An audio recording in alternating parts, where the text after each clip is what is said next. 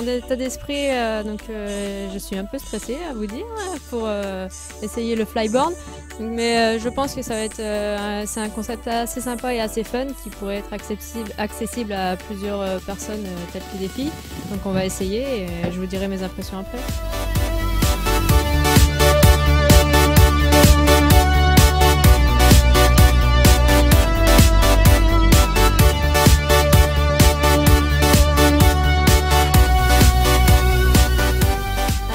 Le flyboard, comme je vous ai dit, c'est vraiment un concept super génial. Je viens d'essayer, je me suis régalée, j'ai fait un quart d'heure dans l'eau très fraîche et pourtant je me suis très bien amusée. Un peu complexe au départ pour se lever, mais dès qu'on a le coup en main, c'est parti.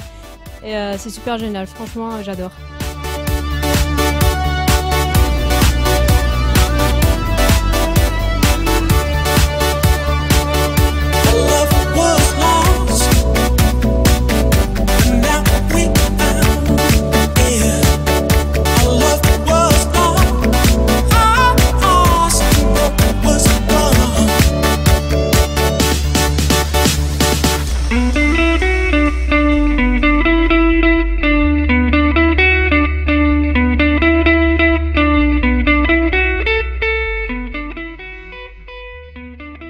Alors le fonctionnement est très simple, en fait c'est un tuyau qui vient se connecter à n'importe quelle turbine d'un jet ski ou d'un engin comme vous avez vu sur la première vidéo. Ça peut s'adapter sur n'importe quel jet, il suffit d'une puissance de à peu près 100 chevaux pour déjà décoller à 2 mètres de haut en fait. Après il est recommandé d'avoir à peu près 150 chevaux.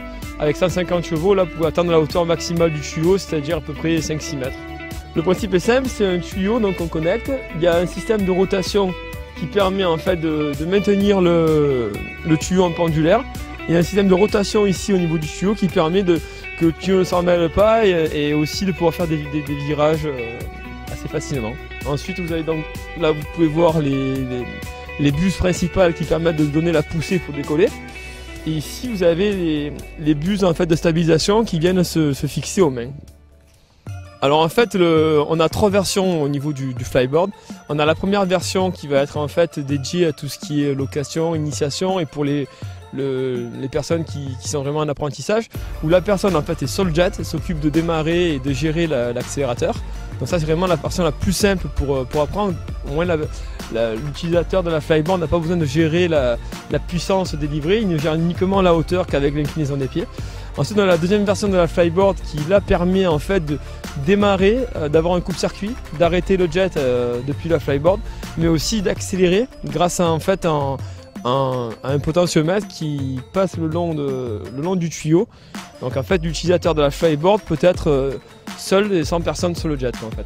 Il y en a la troisième version qui sera commercialisée que dans 1 an ou 2, où là carrément on a construit en fait un engin qui est ni plus ni moins équipé d'un moteur marin comme un jet et d'une turbine, mais monté directement à l'envers pour pouvoir propulser l'eau directement dans le tuyau vers l'avant, qui n'est pas conçu pour prendre des vagues comme un jet, donc beaucoup plus léger, beaucoup plus petit, et du coup on arrive à des performances et des vitesses de vol beaucoup plus importantes. Avec un jet en 250 chevaux, vous allez atteindre à peu près 25 km/h, là on arrive avec notre engin à atteindre à peu près 40 km/h.